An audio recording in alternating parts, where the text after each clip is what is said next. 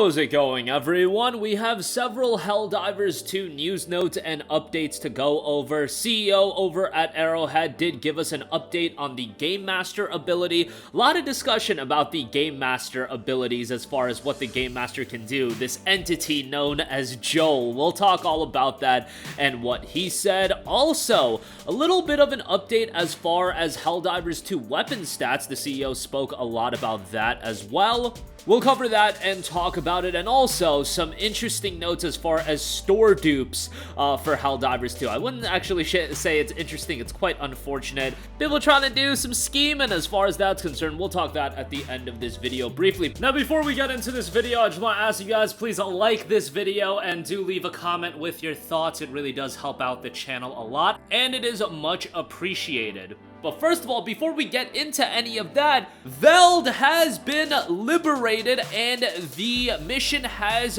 been completed. This was the major order that was available, and 45 medals are available now to every player. Now, it looks like even for those of you that for whatever reason stopped playing Helldivers 2, but you logged on a while ago, or you logged on when the game launched, whatever the deal is, these medals are applicable to those players as well.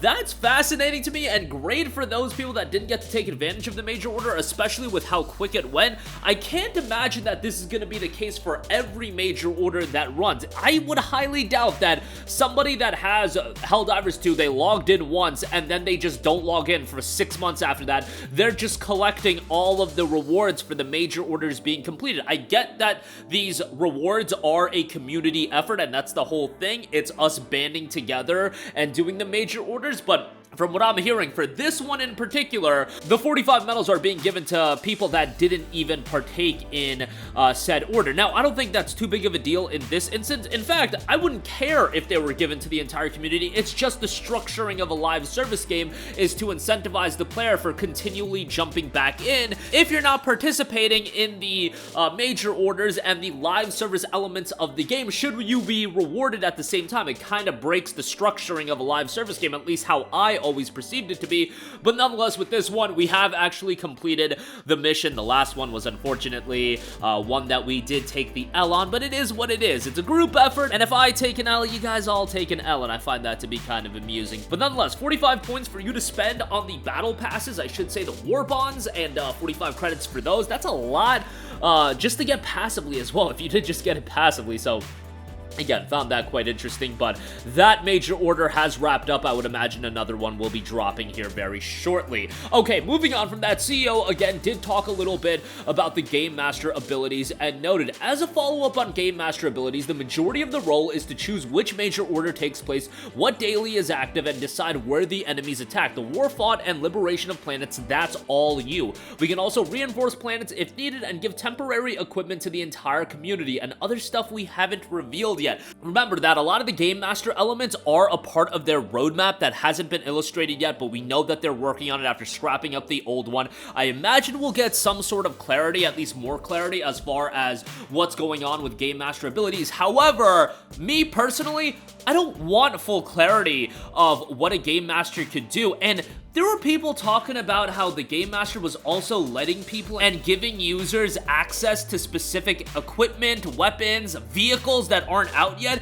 If that's possible, if the Game Master could randomly be like, hey, a set number of people, you guys are randomly gonna get a drop for a weapon that's not even out yet, how cool is that? Don't let me know about that. Let me be surprised with it. Like, I think it would be pretty cool if you just let the gamer found out about it and the community found out about it, because this is a game that is driven by community discussion. It's a game that popped off because of word of mouth, because I know the promotional aspects from Sony weren't really there, but people talked about it. Let that dialogue continue. You're fostering that dialogue by having a little bit of air of mystery to this Game Master. I find that to be fascinating, and one trinket of the game that I really think can go a long way. Whoever this character in Joel is. I don't even know if that's the person's real name, who this creature of the night is, because we're also told that he wakes up in the middle of the night to do Game Master things. I find it absolutely hilarious that that's the case. What a job to have, but nonetheless, we'll see how the Game Master does shake out in the future. But again, I find that to be one of the most fascinating elements of the game. And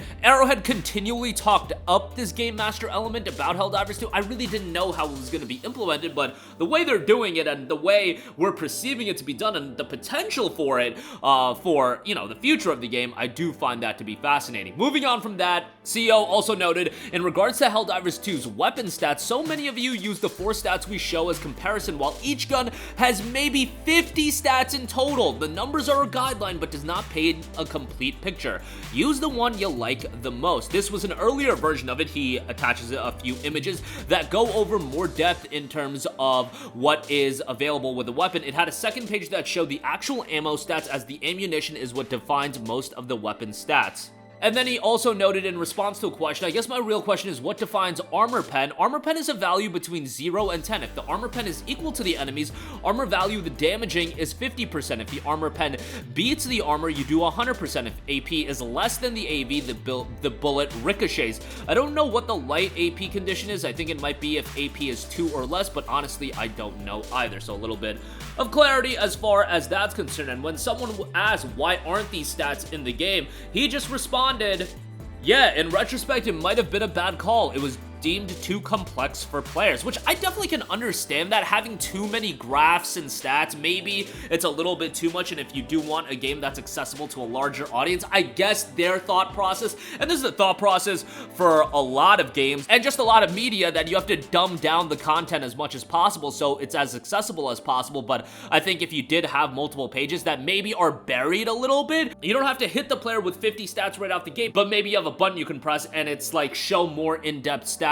or more graphs, whatever the case may be. There's elements you could make it accessible, but at the same time showcase that depth, and then ultimately people are just going to go by trial and error. They're going to use the guns over time and decide on the ones that they like the best. Lastly, I do want to highlight a bit of unfortunate news, as noted by the CEO, and this is making the rounds as well. So there's apparently store dupes of Helldivers 2 with stolen imagery from the game and posing as us with Arrowhead Game Studios tags and all. How is this possible at Steam? For all out there that want to get the game on Steam, check user reviews beforehand to avoid being bamboozled. I would imagine that the majority of people aren't being duped into buying fake Helldivers copies, and, you know, Steam does have a pretty nice refund policy, but at the end of the day, something like this shouldn't even exist on Steam. Steam is raking in how many billions of dollars every year, and stuff like this is still happening. Steam's quality control is honestly atrocious. Like, as much as I love Steam as a platform, and I think it's one of the most incredible things for gaming ever, and so much of the PlayStation Store, the Xbox Store, has taken stuff from Steam, and Steam is still well ahead